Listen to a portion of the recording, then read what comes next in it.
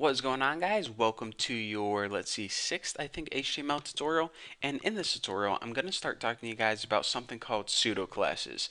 Now, pseudo classes is something we got in CSS3, and it gives us more control over the styling of our website.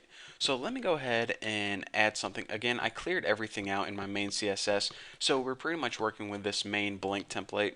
And I'm going to go ahead and add a div, and I'm going to give it an ID of mommy.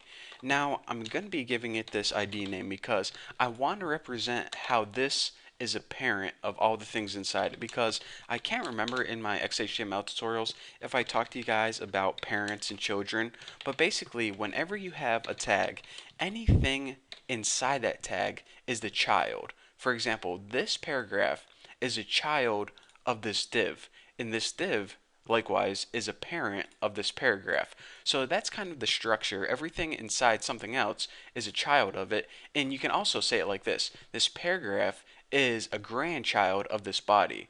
So anyways, I'm going to be saying child and parent a lot, so I just didn't want you guys to get confused. I think I'll, mention that. So let's go ahead and add some pet, excuse me, I saw I messed up here. I'll go ahead and say Bucky is the child and mommy is the parent. So anyways, what would I say? I think I say tuna and bacon der. That sounds like something I would say. So I'll go ahead and throw that in there. And I'm going to add about about 5 children, because that fits nicely in my screen recorder. So basically my setup is this. I have a div mommy, which is the parent of these 5 children. Now these 5 children all belong to the class of Bucky. So you're saying, okay, Bucky, why the heck would you do that? Well, I did that to demonstrate something called a pseudo class. Now, like I said, a pseudo class is basically a way that we can have more control over all of the elements, or in this case, all of their children.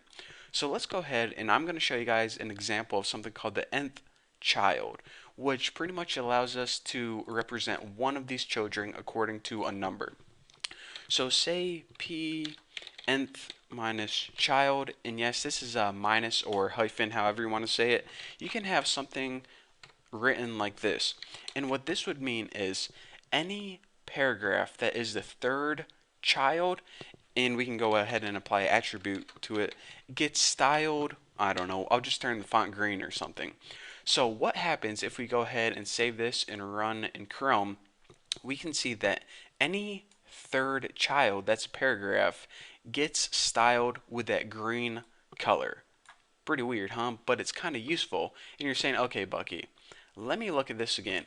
I understand that if you have a bunch of paragraphs that are children of another thing, in this case they're children of this div tag right here, then the third child would be green. But Bucky, this has to be the most useless thing I've ever seen in my entire life. If I wanted this effect right here, then I could just go right here and apply an inline CSS style to this one. It would save me a whole lot of time, and I don't gotta worry about this nth child and a number of stupid crap like that. Well, I want to say this.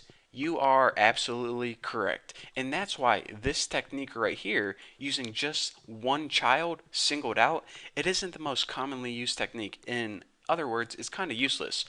What people typically do is they add keywords or formulas in here. So you could write something like odd, and that is actually a keyword that CSS3 recognizes, and now whenever you refresh, every odd element, 1, 3, and 5, every odd child now gets styled that color. So we're saying, okay, that's kind of more useful, because then if I have a site that's maybe a list of links, and I didn't know if there were going to be 10 links or 20 links, or maybe it's a cool site that changes every day. Now you could have every other one styled, and if you have a huge list of stuff, it's kind of useful to change every other color, because then it's easier to see. So maybe, you're having a Christmas theme on, I don't know, let's say you're making a site like YouTube where you had a huge list of videos. So every odd one would be green, and every even one would be red. So let's go ahead and change that and check it out.